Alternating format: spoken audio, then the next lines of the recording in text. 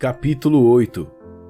Um Evangelho poderoso, porque é o poder de Deus para a salvação. Romanos capítulo 1, versículo 16. A absoluta inabilidade do homem de salvar a si mesmo, de seu pecado e de sua condenação, é um tema constante por toda a Escritura. Jó declarou: ainda que eu me lave com água de neve e purifique as mãos com cáustico, mesmo assim me submergirás no lodo, e as minhas próprias vestes me abominarão. O salmista lamentou que seu pecado estava sempre diante dele, e o apóstolo Paulo clamou em desespero: desventurado homem que sou, quem me livrará do corpo desta morte? O total desamparo e inabilidade do homem de salvar a si mesmo é uma das verdades mais sombrias das Escrituras. Contudo, serve ela justamente ao elevado propósito de humilhar os homens e magnificar o poder do Evangelho para salvar. Em sua carta à Igreja de Roma, Paulo declarou que era por causa da impotência e total inabilidade do homem de salvar a si mesmo que Cristo morreu pelos ímpios. Abandonado a si mesmo, o homem não pode ser salvo. No entanto, Deus não abandonou o homem a si mesmo, mas providenciou um meio de salvação através do Evangelho de seu Filho. Aquilo que para os homens é impossível, é possível para Deus. Ele é poderoso para salvar e pode salvar perfeitamente. O poder de Deus no Evangelho. As Escrituras estão repletas de demonstrações do poder de Deus. Ele cria o mundo com uma palavra. Ele faz o exército estelar segundo o seu número. Ele as chama todas pelo nome, por ser grande em força e forte em poder. Nenhuma faltará. Ele separa o mar com um sopro de suas narinas. Os montes se derretem debaixo dele como cera diante do fogo. Como as águas que se precipitam por um declive, ele brinca com o Leviatã como se fosse um pássaro. Ele opera segundo a sua vontade no exército do céu e entre moradores da terra. Não há quem lhe possa deter a mão, nem lhe dizer: que fazes? Tal é o poder do nosso Deus. E mesmo assim, nenhuma dessas demonstrações de força divina podem se comparar com aquele poder revelado através do Evangelho de Jesus Cristo. Em nosso texto, Paulo se refere ao Evangelho como o poder de Deus. A palavra é uma tradução do grego dunamis. Embora a palavra em si mesma não seja excepcional, ela adquire um significado extraordinário no contexto da Escritura. Aqui, Paulo indubitavelmente está baseando-se nas incontáveis referências do Antigo Testamento sobre o poder de Deus manifesto no salvamento do seu povo. Deus tirou Israel da terra do Egito com grande força e com forte mão. Ele levantou o faraó para mostrar o seu povo e para anunciar seu nome em toda a terra. Ele salvou o seu povo por amor do seu nome e para fazer conhecido o seu poder. Finalmente, ele relembrou a Israel repetidas vezes que a sua salvação não tinha nada a ver com o poder deles, mas tudo a ver com o seu. Aqui, no primeiro capítulo de Romanos, a palavra dunamis ocorre em dois outros lugares além do verso 16. No começo do capítulo, ela se refere ao poder que ressuscitou Jesus dos mortos e vindicou sua filiação. Na sequência do nosso texto, ela se refere ao poder como um atributo de Deus que se manifesta na criação e sustentação do universo. Ambas são duas das maiores demonstrações da onipotência de Deus nas Escrituras. Contudo, o Evangelho permanece em pé de igualdade com elas, pois é o poder de Deus para a salvação dos homens, salvação a qual não inclui somente libertação da condenação do pecado, mas também a ressurreição espiritual como novas criaturas e a contínua perseverança ou santificação. Com respeito ao poder do Evangelho, é útil nos perguntarmos duas questões. A primeira é: reconhecemos o grande poder requerido para salvar homens pecadores? A salvação não é uma tarefa fácil. É impossível para todos, a não ser para Deus. Isso por causa do estado caído e da corrupção moral do homem. As Escrituras ensinam que a imagem de Deus no homem foi seriamente desfigurada e a corrupção moral poluiu seu ser por completo. Como tal, o homem declarou guerra contra Deus e faz tudo em seu poder para restringir ou abafar sua verdade.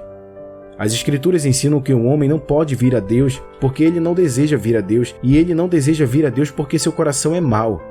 Jesus ensinou essa verdade em João capítulo 3, versículo 19 e 20. E o julgamento é este: a luz veio ao mundo, e os homens amaram antes as trevas que a luz, porque as suas obras eram más. Porque todo aquele que faz o mal aborrece a luz, e não vem para a luz, para que as suas obras não sejam reprovadas. As paredes de depravação que cercam o coração de um homem são muito mais fortes e feitas de um material mais duro do que aquelas ao redor de Jericó. Se homens não podem derrubar as muralhas daquela grande cidade com a sua própria força, eles não podem conquistar a depravação de seus próprios corações. Tem que ser o poder de Deus. Por essa razão, frequentemente ouvimos que o poder de Deus na salvação de um homem excede em muito o poder de Deus manifestado na criação do universo. Deus criou o mundo ex nihilo, do nada. Contudo, quando Deus salva um homem, ele faz algo muito mais difícil. É muito mais fácil criar algo bom do nada do que recriar algo bom de uma humanidade caída e corrupta. Arriscando ser redundante, devemos reiterar que não podemos apreciar verdadeiramente o poder do Evangelho na salvação do homem até compreendermos algo de seu estado caído e da sua corrupção moral. Quanto mais sondamos as profundezas da depravação do homem, mais voaremos em nosso entendimento e apreciação do poder do Evangelho. Também nos tornaremos cautelosamente alertas de que as metodologias e estratégias de marketing e os acessórios e truques presentes em muitos dos evangelicalismo contemporâneo são vaidades inúteis. Se pessoas serão salvas, elas serão salvas pelo poder sobrenatural de Deus manifestado por meio da pregação do Evangelho.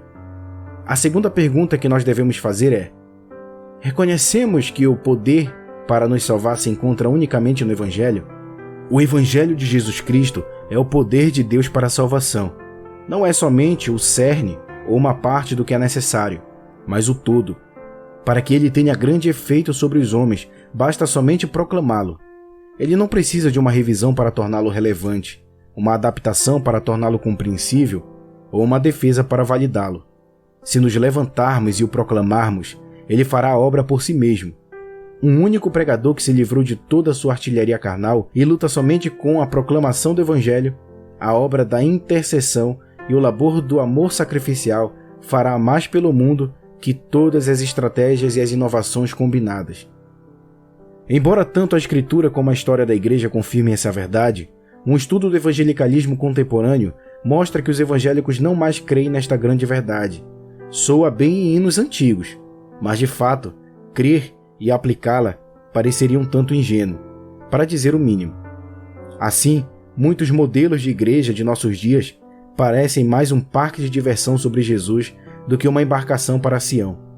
Eles não só oferecem um evangelho reduzido ou modificado, mas também promovem tantas outras atrações que o evangelho bíblico se torna difícil, se não impossível de ser achado. O poder não mais reside em uma simples mensagem, mas na liderança arrojada, nas estratégias de ponta, na sensibilidade, na cultura e na habilidade de transformar a igreja em qualquer coisa que a cultura exigir. Conforme nosso mundo se torna cada vez mais irreligioso e anticristão, o evangelicalismo corre sem rumo procurando por um remédio. Cuidadosamente, estudamos os modismos da cultura e então fazemos as modificações necessárias no evangelho a fim de torná-lo relevante. Quando nossa cultura não mais deseja o que temos, damos o que eles desejam. Quando um certo modelo de ministério atrai uma multidão de homens carnais, escrevemos um guia explicando a estratégia para os outros seguirem. Contudo, em tudo isso, falhamos em ver que não estamos tornando o evangelho relevante. Estamos apenas atendendo a uma cultura sem Deus, a fim de mantê-la dentro de nossas paredes. No fim das contas, o evangelho se foi, Deus não é honrado e a cultura vai para o inferno. A igreja precisa de homens que irão se colocar diante das massas adversárias sem nada para ajudá-los ou defendê-los, exceto o Evangelho e o Deus que prometeu trabalhar por meio dele. Quão pesada foi a armadura de Saul para Davi e quão ridículo Davi pareceria nela.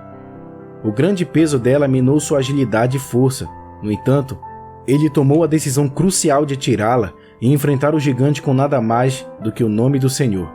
Da mesma forma, devemos recusar as armaduras e as armas de Saul e ir para a batalha com nada mais que as pedras lisas do Evangelho. Devemos tomar essa decisão crucial de jogar fora os adereços, as estratégias e as técnicas astutas do evangelicalismo moderno, enfrentando os gigantes gêmeos da incredulidade e do ceticismo com Bíblias abertas e a mensagem clara e, sem comprometimentos, de Cristo crucificado e ressurreto dos mortos. Então, veremos o poder de Deus manifesto na conversão genuína até mesmo dos piores pecadores. Há alguma coisa difícil demais para o Senhor? Agora que reconhecemos a depravação do homem e a impossibilidade de sua salvação por quaisquer meios, mesmo remotamente associados com o braço da carne, podemos começar a apreciar a exultação de Paulo no poder do Evangelho. Foi por essa razão que ele era capaz de adentrar o Areópago e declarar que um judeu crucificado era Deus do universo e Salvador do mundo. Ele não precisava de argumentos persuasivos ou de uma fala eloquente. Ele sabia que as pessoas seriam convertidas se ele perseverasse em pregar esta mensagem singular de forma corajosa e clara. Essa é a mesma confiança que sustentou William Carey e incontáveis outros missionários ao longo de muitos anos de aridez antes da colheita. O Evangelho é o poder de Deus para a salvação. As pessoas serão convertidas se ele for pregado. Um Evangelho salvador. Nas Escrituras, lemos que a salvação é o fim, ou o alvo da fé. O mesmo é verdade com respeito ao Evangelho. Na avaliação de Paulo, o maior dom que o Evangelho proporciona ao homem é a salvação de sua alma. Deus enviou seu Filho ao mundo para que o mundo fosse salvo por meio dele. Ao longo das eras, a salvação foi o glorioso tema da Igreja e o assunto de seus maiores hinos. Santos do passado viam a salvação não como um dos inúmeros benefícios do Evangelho a serem considerados, mas como o grande benefício, o qual, quando recebido, tomava a vida de um crente de tal forma que ele não queria nada além disso: salvação de si mesmo e do pecado, libertação da condenação e da ira, reconciliação com Deus e o conhecimento de Cristo são o suficiente. Lamentavelmente, em décadas recentes parece que a salvação perdeu algo de seu valor. Na opinião de muitos, a promessa da salvação não é uma motivação forte o suficiente para levar o pecador ao arrependimento ou o santo à verdadeira devoção. Então precisamos adicionar muitas outras promessas para tornar o chamado do Evangelho atrativo: saúde e prosperidade, propósito e poder, e o máximo dessa presente vida são as verdadeiras cartas do jogo do cristianismo contemporâneo. Na verdade, as próprias coisas que o púlpito promete e as pessoas nos bancos buscam são normalmente as próprias coisas que Jesus alertou que poderiam ser perdidas no decurso do verdadeiro discipulado. De acordo com ele, um homem poderia ter que perder o mundo inteiro para ser salvo, e ainda assim, ele considera uma barganha conseguir a salvação a um custo tão pequeno. À luz do alto valor que a Escritura dá à salvação, por que sua promessa não mais impressiona por si só a alma moderna? Por que outras promessas mais terrenas precisam ser adicionadas para tornar o Evangelho mais atraente para o homem contemporâneo? Primeiro, é porque os homens não compreendem sua condição deplorável. Assim, como um homem rico não vê a razão para se regozijar ao lhe ser dado um mero pedaço de pão, até que uma reviravolta na vida lhe deixe pobre. Assim, o pecador não acha alegria na salvação até que seja revelada a horrível natureza do seu pecado e ele se veja como um desgraçado, miserável, pobre, cego e nu. Segundo, é porque os homens não entendem a perigosa situação em que se encontram. Um homem só estimará a salvação na proporção em que ele compreender algo dos terrores dos quais ele está sendo salvo. Uma clara visão do inferno e da ira de Deus dará ao homem uma apreciação mais apropriada da salvação oferecida pelo Evangelho. Terceiro, é porque os homens não entendem o custo infinito que foi pago para lhes assegurar a salvação. A redenção de uma alma é caríssima, muito além do que um homem possa pagar. Somente Deus possui o valor a ser pago. E ele o pagou por completo com o precioso sangue do seu próprio Filho. Pecadores que permanecem desinformados sobre a dignidade de Cristo têm pouca esperança de apreciar o que ele fez por eles no Evangelho. Quarto, é porque os homens não regenerados são sempre assim. Cegos não encontram nenhuma beleza em o pôr do sol. Surdos não são tocados nem pela mais bela sonata e bestas selvagens não apreciam a arte. De forma similar, homens carnais não regenerados e não convertidos são espiritualmente cegos e surdos à palavra de Deus, e servos de um coração bestial que prefere se alimentar do seu desejo animal a provar e ver que o Senhor é bom. Por essa razão, Jesus exclamou que a menos que um homem nasça de novo, ele não pode ver o reino dos céus. Quanto mais estimar seu valor. Por essa razão, pessoas carnais enchem um rol de membros de nossas igrejas, pessoas que frequentam por toda sorte de motivos, menos Cristo e uma fome por justiça. As promessas mais práticas e momentâneas que foram adicionadas ao Evangelho tornam-no mais atraente para eles, que continuam na igreja enquanto receberem o que querem. Isso alimenta suas carnes de uma forma religiosa, mas suas almas continuam mortas para Deus e para a esperança da verdadeira salvação. O apóstolo Paulo escreve que o Evangelho é poder de Deus para a salvação. Parece bem simples, mas, mais uma vez, há uma grande necessidade de definirmos nossos termos. O que Paulo queria dizer por salvação? Há um excesso de ideais conflitantes sobre o assunto e seria errado presumir que temos todos a mesma opinião. A salvação conferida pelo Evangelho é multifacetada, mas iremos nos preocupar com 3 temas primários: salvação da condenação do pecado, do poder do pecado e, finalmente, da presença do pecado. Esses mesmos temas podem ser rearranjados em uma ordem temporal ou cronológica: passado, presente e futuro. Aquele que crê no Evangelho foi salvo da condenação do pecado e está sendo salvo do poder do pecado e irá finalmente ser salvo da presença do pecado. No tempo passado, o cristão foi salvo da condenação do pecado. As Escrituras ensinam que todos os homens estão condenados em Adão por suas próprias obras pecaminosas. Essa condenação toma lugar, em última instância, diante do trono de julgamento de Deus, onde o pecador será exposto, avaliado e exilado ao inferno. Porém, para o cristão, o cenário é bem diferente.